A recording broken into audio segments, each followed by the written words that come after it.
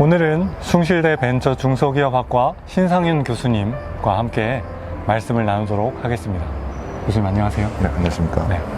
먼저 시편 2편 말씀을 함께 나눠보겠습니다. 시편 2편은 세상의 정치와 음모, 특히 하나님을 대항하는 통치자와 나라에 대해 하나님께서는 기름 부은 자를 통해 구원을 이루실 것이라는 선포가 해답으로 제시됩니다. 그렇다면 여호와께 기름 부음 받은 자는 누구일까요? 네, 저는 1절부터 7절까지 내 아들이라는 표현으로 미루어 보았을 때 1차적으로 예수님을 의미하는 것이라고 생각을 합니다. 그리고 또 한편으로는 시온에 세우셨다는 표현을 생각해 보면 온 세계의 역사와 만물을 주관하시는 하나님을 대리하는 리더와 통치자를 의미하는 것 같습니다. 본시는 하나님의 주권에 도전하고 권세를 차지하기 위해 벌어지는 열방의 경영이 초래하는 문제를 신앙인들과 믿음의 공동체가 어떻게 대처할 것인가를 다루고 있습니다. 이제 우리 함께 시편 2편을 읽겠습니다.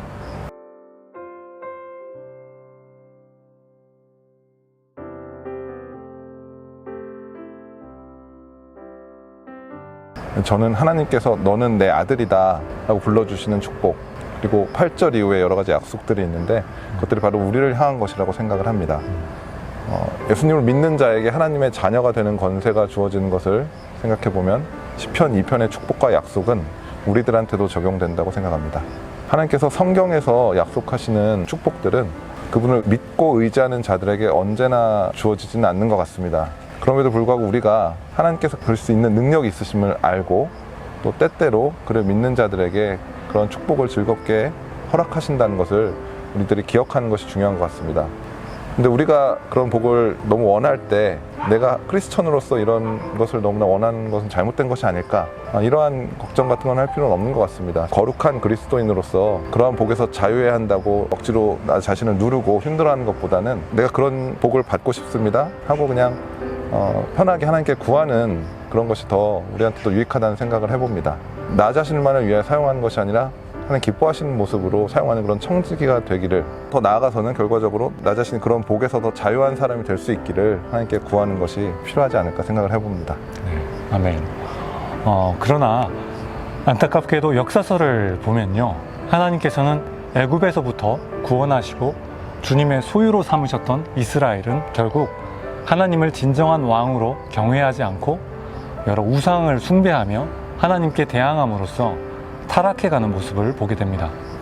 이어지는 본문은 열왕기하 13장에서 15장까지 말씀인데요, 점차 하나님을 떠나 기울어져 가는 북이스라엘과 남유다의 모습을 소개합니다.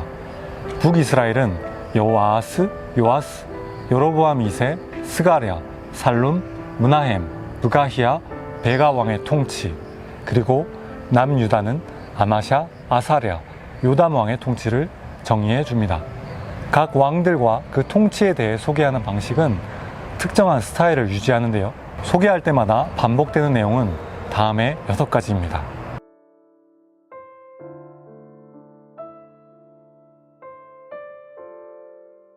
왕의 통치 내용은 일정한 패턴에 따라 기술하고 있는데 그 안에는 반드시 하나님의 평가가 포함되어 있습니다.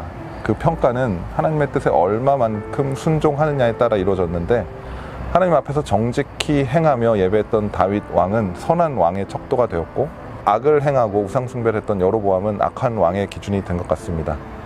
인간적으로 또 그리고 역사적으로 볼 때 각각의 왕들은 나름대로 공적이 있었겠지만 그들의 참된 가치는 하나님 보시기에 선한 데에 있습니다. 그러나 하나님 보시기에 무에 지나지 않는 삶을 살았다면 이는 허무한 삶이겠죠. 하나님을 섬기고 그의 영광을 나타내며 주님의 뜻을 이룸이 참으로 값진 삶인데, 과연 지금까지 우리 삶을 하나님 앞에서 어떻게 평가받을 수 있을지 이런 것들을 한번 생각해 보게 됩니다. 이제 우리 함께 열왕기하 13장에서 15장 말씀을 읽어보겠습니다.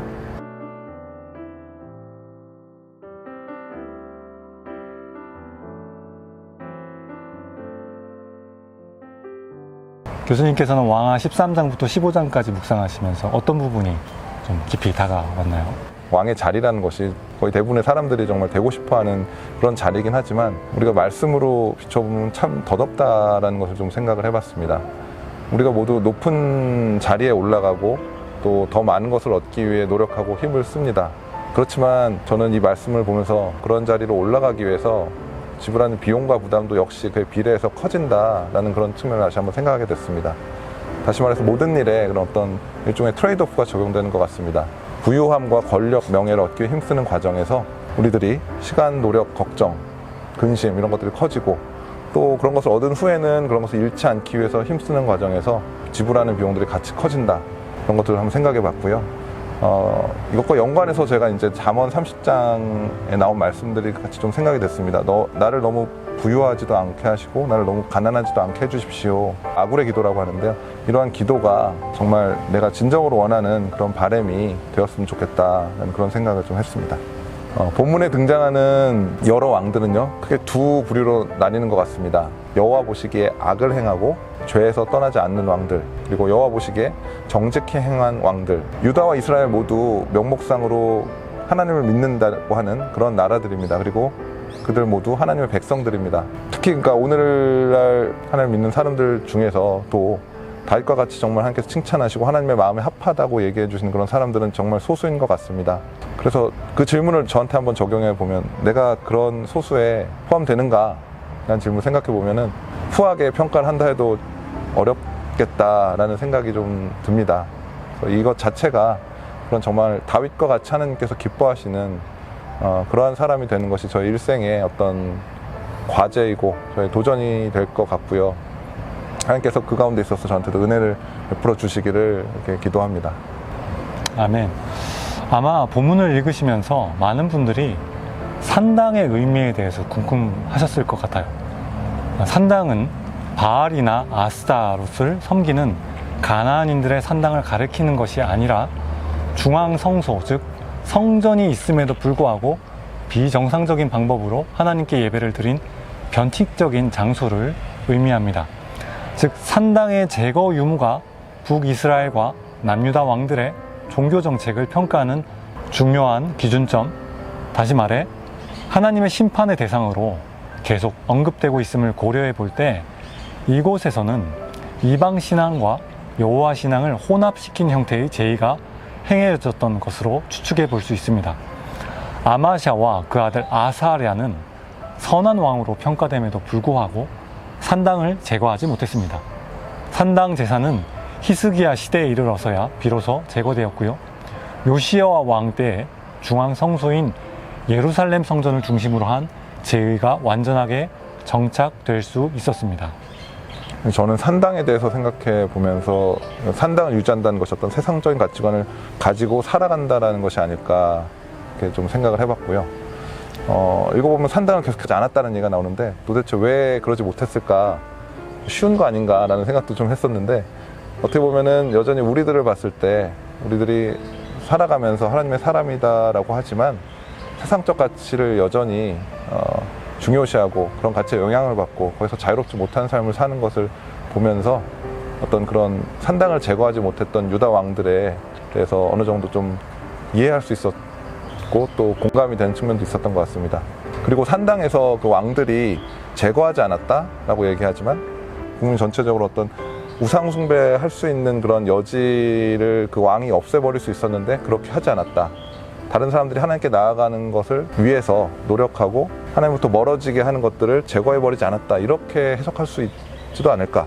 나 혼자만 예배하고 나 혼자만 하나님께 나아가는 것이 아니라 나뿐 아니라 다른 사람들 역시 하나님을 알고 하나님을 믿고 또 하나님께 예배하고 하나님께 나아가도록 이렇게 도와주고 힘쓰는 삶을 사는 것이 어떤 산당을 제거하는 삶이 되지 않을까라는 생각을 또 해봤고요.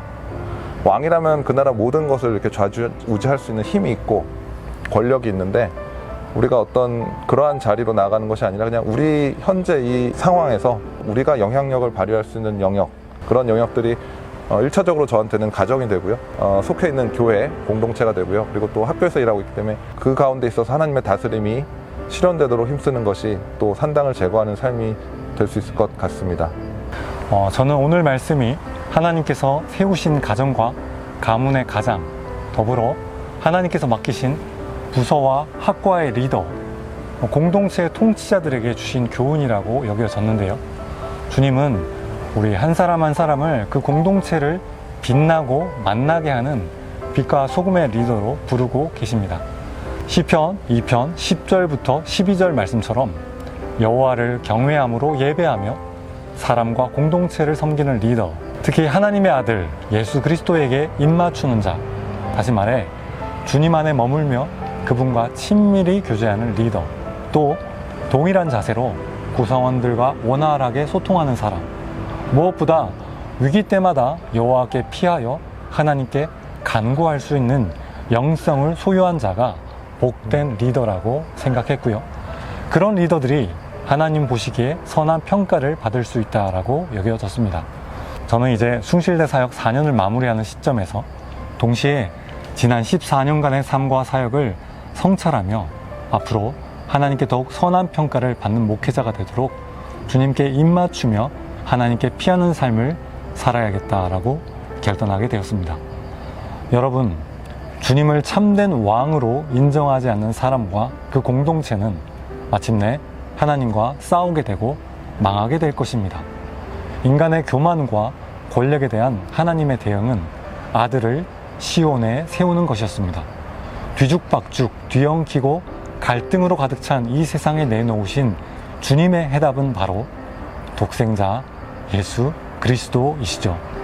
만왕의 왕이시오 만주의 주이신 예수 그리스도는 철장 권세로 하나님을 대적하는 모든 이들을 깨뜨리시고 죽음을 삼키시며 멸망을 멸망시키실 것입니다.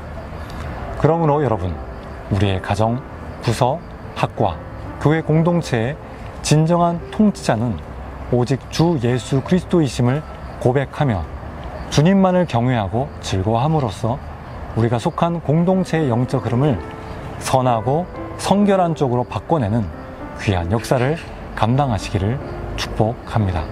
오늘 발견한 말씀의 은혜를 붙들고 우리 자신과 가정 그리고 공동체를 축복하며 기도하시고, 더불어 폭력과 압제, 가난에 허덕이고 있는 아프가니스탄 그리고 미얀마를 두고 긍휼과 공의가 그 땅에 다시금 가득하게 되기를 기도하시길 바랍니다.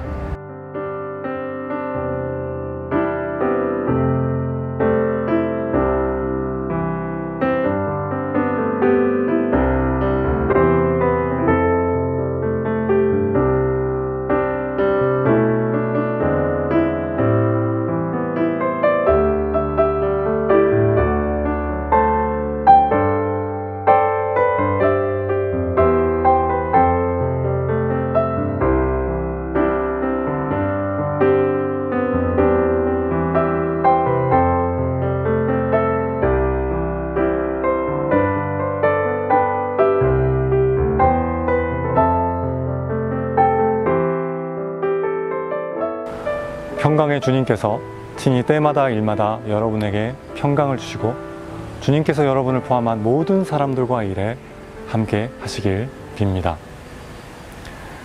여호와는 내게 복을 주시고 너를 지키시길 원하며 여호와는 그 얼굴을 내게 비추사 은혜 베푸시길 원하며 여호와는 그 얼굴을 내게로 향하여 드사 평강 주시기를 원하노라. 아멘.